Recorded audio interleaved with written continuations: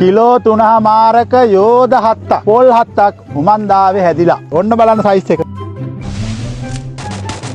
තවත් කරා මරාගෙන කන දෙනගනි.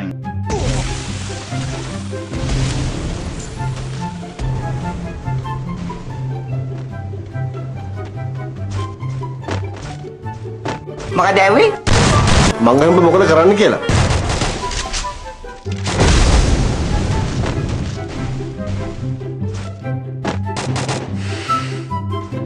අපුටලේ කන්ද නගිනවා.